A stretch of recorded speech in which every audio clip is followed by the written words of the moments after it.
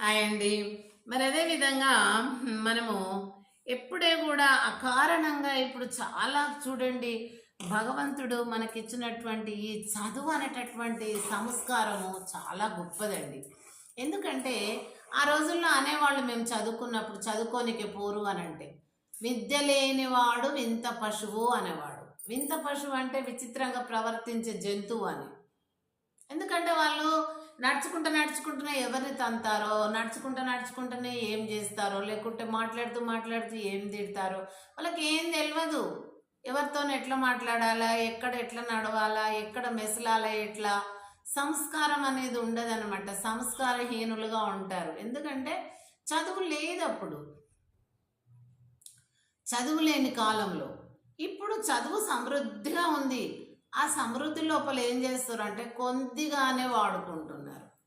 ఎందుకంటే చాలామంది ఊరిలో ఉన్నటువంటి తల్లిదండ్రులు 1 నుండి 10 వరకే చదివిస్తున్నారు.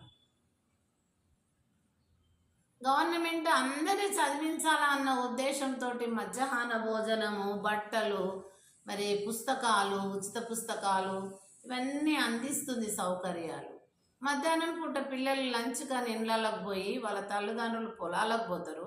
ఈ పిల్లలు ఇళ్ళకి పోయి ఏం చేస్తారు అని అంటే మొత్తం ఇక అక్కడే ఆటలు ఆడుకుంటూ ఉంటారు. మధ్యాహ్నం బంక్గా ఎగ్గొడతారు.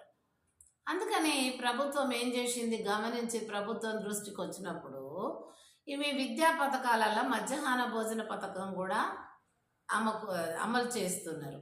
దానివల్ల ఇప్పుడు చాలామంది పిల్లలు మార్నింగే డిసైడ్ అవుతారు. వాళ్ళ అమ్మ నాన్న ఉన్నప్పుడే బడికి బొండని పిల్లలను తోలిచ్చి వెళ్ళిపోతారు. అట్లా అనేసి ఇప్పుడు మంచిగా స్ట్రెంగ్త్ కూడా పెరిగింది చాలా. ఇప్పుడు మేము అప్పుడు ఇంటింటికి పోయి రండి అని పిలుచుకొచ్చినా కూడా పిల్లలు తల్లిదండ్రులు కూడా ఏం చేయాలమ్మా రమ్మంటున్నాం, మేము కూడా పొమ్మంటున్నాం, కానీ వాళ్ళు రావడం లేదు, మేము పోవంగానే ఇంట్లో ఉంటున్నారు, ఊరిలో గోలికాయలు ఆడుకుంటా అది ఇది అని ఇట్లా చెప్పేది. ఇప్పుడు మధ్యాహ్నం భోజనము పెట్టినప్పటి నుంచి చాలామంది పిల్లలు మంచిగా రెగ్యులర్గా బుక్స్ ఇస్తున్నారు, భోజనం పెడుతున్నారు. అది కూడా మంచి రుచికరమైనటువంటి డెలిషియస్ ఫుడ్డే పెడుతున్నాం కాబట్టి వస్తున్నారు. సరే, ఇలా అయిపోయినా కానీ ముఖ్యంగా మనకి ఏంటంటే చదువు అనేది మనకి ఏం అందిస్తుంది?